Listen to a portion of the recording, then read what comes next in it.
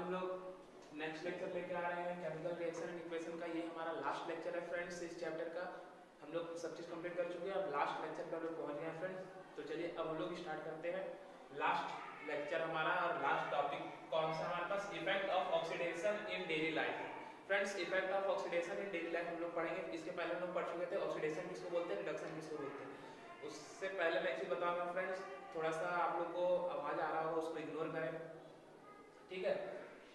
जैसे समाज के जो बातें इग्नोर करके इंसान आगे बढ़ता है, उसी प्रकार से आप लोग भी इसको इग्नोर करें, क्योंकि समाज के बात अगर आज के डेट में कोई इग्नोर नहीं करेगा तो पीछे रह जाएगा। क्योंकि 100 में से 90% आपके अगल बगल ही आपको नीचे गिराने में लगे रहेंगे। 10% या फिर 1% 2% ही आपको उठाएंगे, उससे ज़्यादा नहीं, ठीक है फ्रेंड्स। तो उसी प्रकार से ये आवाज़ को भी अवॉइड कीजिए फ्रेंड्स, क्योंकि मैं बता चुका हूँ कि मैं स्कूल में वीडियो बनाता हूँ। एक मेरा रूम है, बाकी क्लास में क्लास चलती है, सिर्फ इस रूम में मैं पढ़ता हूँ और वीडियो बनाता हूँ और कुछ नहीं, ठीक है। तो चलिए हम लोग स्टार्ट करते हैं। थोड़ा सा नॉइस आ रही है तो उसको अवॉइड कीजिएगा फ्रेंड्स। तो चलिए हम लोग स्टार्ट करते हैं chemical reaction and equation, effect of oxidation in daily life. उस नॉइस से ज़्यादा तेज आवाज़ मेरा सुनाई दे रहा होगा, फिर भी उसको अवॉइड कीजिएगा। उसी प्रकार जिस तरह आपका योग्यता किसी चीज़ पे उठने का होगा, उससे कम योग्यता किसी को आपको गिराने में होगा। तो उठने में ज़्यादा योग्यता है तभी तो उठ पाओगे आप ना, उसी प्रकार से इसको ध्यान से सुने, ठीक है। तो चलिए फ्रेंड्स हम लोग अब स्टार्ट करते हैं।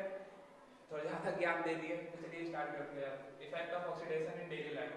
फर्स्ट हो जाएगा फ्रेंड्स कोरोजन। कोरोजन का मतलब क्या होगा, चलिए कोरोजन किसको बोलते हैं फ्रेंड्स, मैं सबसे पहले हमेशा बताता हूँ कि जो नाम है उसका मैं अर्थ बताता हूँ, उसके अर्थ से मैं रिलेट करता हूँ उसके डिफिनेशन को, ठीक है। तो चलिए फर्स्ट देखते हैं कोरोजन। फ्रेंड्स रस्टिंग सुने होंगे आप लोग, रस्टिंग। कोरोजन अगर नहीं सुने हो तो रस्टिंग सुने होंगे जनरल लाइफ में। रस्टिंग एक तरह से ही कोरोजन होता है। जैसे रस्टिंग में क्या होता है, जंग लगता है, हिंदी में उसको बोलते हैं जंग लगना। जैसे रॉड पे देखते हो फ्रेंड्स, उस पे जंग लगा होता है। अगर घर के अगल बगल में पड़ा हो तो देख लेना पुराना, या कोई कील होगा फेंका होगा तो देखना उसमें जंग लगा होगा, उसका कलर चेंज होगा फ्रेंड्स, उसको बोलते हैं हम लोग कोरोजन या फिर रस्टिंग।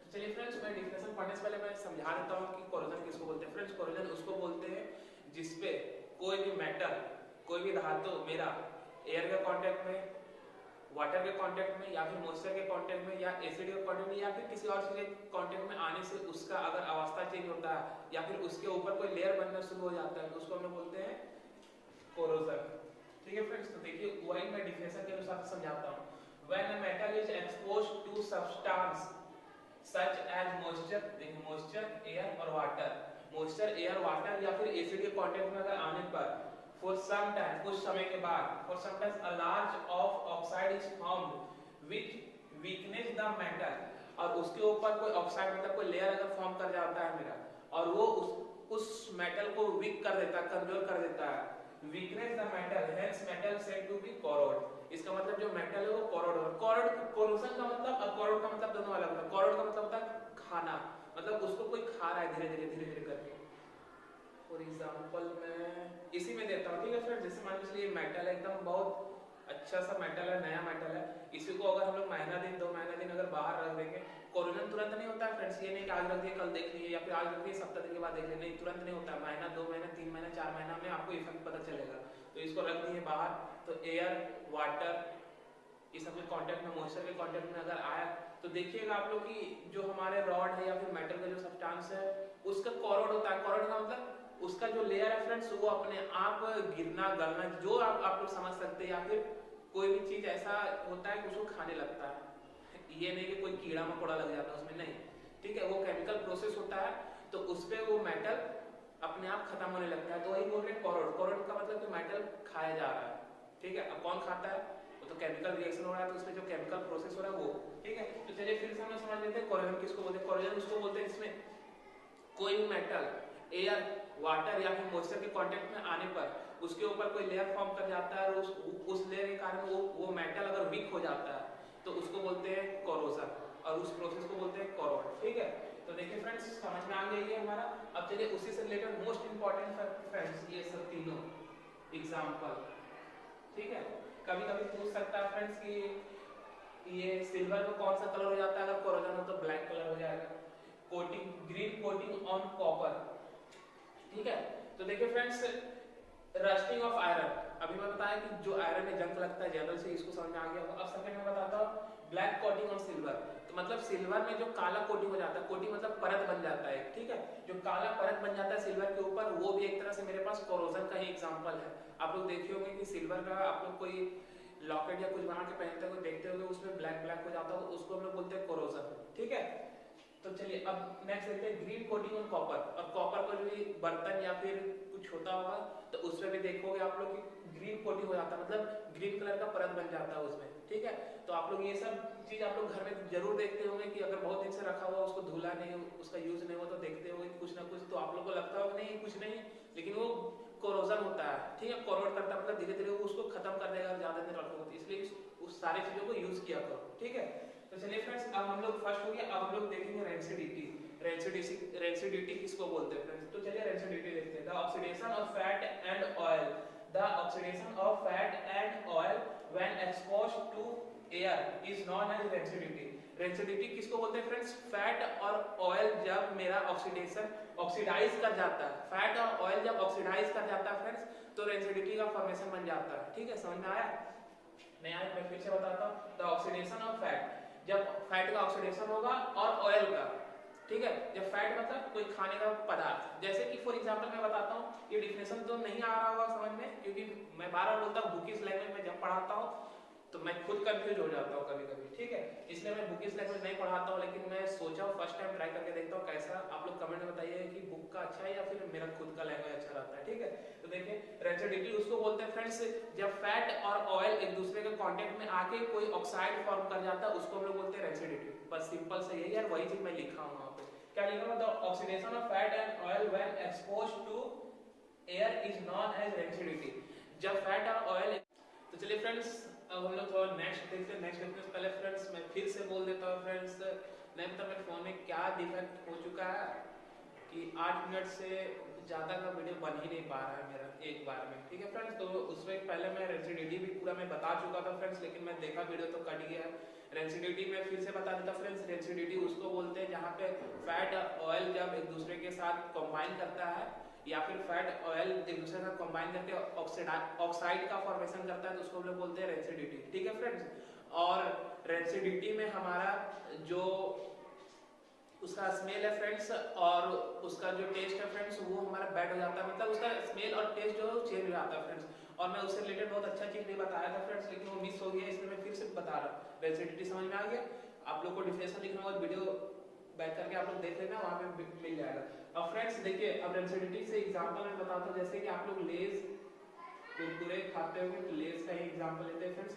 जो लेज होता है फ्रेंड्स, देखते होंगे हम लोग जब नया पैकेट लेते हैं तो उसके अंदर एक गैस भरा होता है। कौन सा गैस भरा होता है फ्रेंड्स? नाइट्रोजन गैस भरा होता है। अगर नहीं जानते हो तो इसको लिख लें, बहुत इंपॉर्टेंट है फ्रेंड्स। जब मैं 10th का एग्जाम दिया था फ्रेंड्स, उस टाइम आया हुआ था मेरे पास यही क्वेश्चन कि हम लोग कैसे भी कोई फूड को प्रोटेक्ट कर सकते हैं ज्यादा दिन तक, ठीक है, ऑक्साइड होने से, तो हम लोग नाइट्रोजन गैस के थ्रू उसको कर सकते हैं, ठीक है। दूसरे तरीके से ये क्वेश्चन पूछ सकता है कि हमारे जो फूड पैकेट होता है उसमें कौन सा गैस फिल होता है, तो नाइट्रोजन गैस फिल होता है फ्रेंड्स। बहुत इंपॉर्टेंट है ये क्वेश्चन, आप लोग लिख लीजिएगा, ये गारंटी है कि आएगा 100% एग्जाम में, क्योंकि हमारे टाइम भी आया था, इसलिए मैं बोल रहा हूँ कि ये जरूर आएगा, क्योंकि ये मैं बहुत सेट में देखा था ये क्वेश्चन, ठीक है।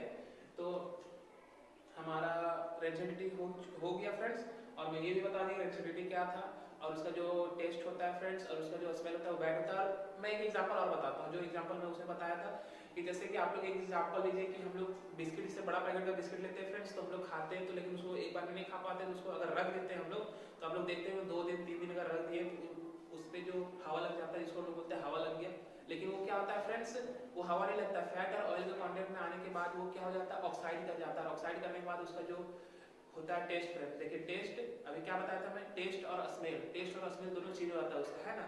खाने में देखते नहीं गीला गीला सा लगने लगता है बिस्किट, ठीक है, टेस्ट चेंज हो जाता है, स्मेल भी चेंज हो जाता है, तो वही होता है फ्रेंड्स मेरा रेंसिडिटी। समझ आ गया रेंसिडिटी क्या होता है? तो चलिए अब हम लोग अब लास्ट टॉपिक में आ गए friends, chemical reaction also classify on the basis of temperature. Chemical reaction also classify on the basis of temperature. इससे पहले हम पढ़े थे केमिकल रिएक्शन के कितने प्रकार का होता है, अब केमिकल रिएक्शन जो है कितने प्रकार का खत्म हो गया, लेकिन अब केमिकल रिएक्शन में आल्सो क्लासिफाई किया गया है किसमें फ्रेंड्स, टेम्परेचर के बेसिस पे। तो ये चलिए हम देखते हैं। एक्सोथर्मिक रिएक्शन क्या होता है और इंडोथर्मिक रिएक्शन क्या होता है फ्रेंड्स, ये भी बहुत इंपॉर्टेंट है, ये हमारा पीछे छोड़ेगा नहीं आपको कभी भी। एक्सोथर्मिक इंडोथर्मिक क्या होता है, 10th का 11th 12 में जाएंगे तो ये मिलेगा जरूर कि एक्सोथर्मिक किसको बोलते हैं, इंडोथर्मिक किसको बोलते हैं। तो चलिए फ्रेंड्स हम लोग एक्सोथर्मिक पहले समझ लेते हैं क्या होता है, उसके डेफिनेशन के ऊपर आते हैं। एक्सोथर्मिक उसको बोलते हैं जहां से हीट रिलीज होता है, रिलीज होता है, लेकिन मैं क्या बोल रहा हूँ रिलीज मतलब निकल रहा है, जहां से एनर्जी जो है निकलता है, ठीक है, उसको हम लोग बोलते हैं exothermic reaction, reaction in which heat is release, ठीक है, बस डिफिनेशन खत्म, ठीक है, कि जहां से एनर्जी का या फिर हीट का जो रिलीज होता है निकलता है उसको हम लोग बोलते हैं exothermic reaction. For example burning of natural gas, ठीक है, नेचुरल गैस का जलना, जैसे कि CH4 methane plus oxygen, methane plus oxygen gives carbon dioxide और वाटर और प्लस हीट, ठीक है, देखिए हीट निकल रहा है यहाँ पे, तो इसको हम लोग बोलेंगे क्या, एक्सोथर्मिक, एक्सोथर्मिक रिएक्शन। तो एक्सोथर्मिक किसको बोलते हैं मैं फिर से बता दूं, जहां से हीट निकलता है रिलीज करता है उसको बोलते हैं एक्सोथर्मिक रिएक्शन, खत्म। अब इंडोथर्मिक इसी का उल्टा, निकल रहा है तो वो एब्जॉर्ब करेगा मतलब अपने में लेगा, तो इसी का उल्टा, the reaction which required energy in the form of heat, required मतलब उसको चाहिए, उसको चाहिए एनर्जी, ठीक है, निकल रहा है उसको चाहिए, तो the reaction which required energy in the form of heat, ऐसा रिएक्शन जिसमें हीट उसको चाहिए होता है, उसको चाहिए होता है, उसको क्या बोलते हैं friends, endothermic reaction. Example light और इलेक्ट्रिसिटी, लाइट और इलेक्ट्रिसिटी जो है वो इंडोथर्मिक का एग्जांपल है। तो हमारा वीडियो अब खत्म हो गया फ्रेंड्स, और इस और इंडोथर्मिक और एक्सोथर्मिक हमारा ये लास्ट टॉपिक था, और ये हमारा चैप्टर भी यहाँ पे आज खत्म हो गया फ्रेंड्स। तो चलिए कैसा लगा ये पूरा चैप्टर पढ़ के आप लोग कमेंट में बताइएगा फ्रेंड्स, और आप लोग को अब नेक्स्ट कौन सा चैप्टर पढ़ना है वो बताइए, मैं तो वीडियो तो लाऊंगा ही, लेकिन आप लोग बताएंगे तो और अच्छा लगता है मुझे, ठीक है। तो चलिए आज का लेक्चर बस इतने ही, अब नेक्स्ट वीडियो पे नए चैप्टर के साथ मिलते हैं फ्रेंड्स, थैंक यू फ्रेंड्स।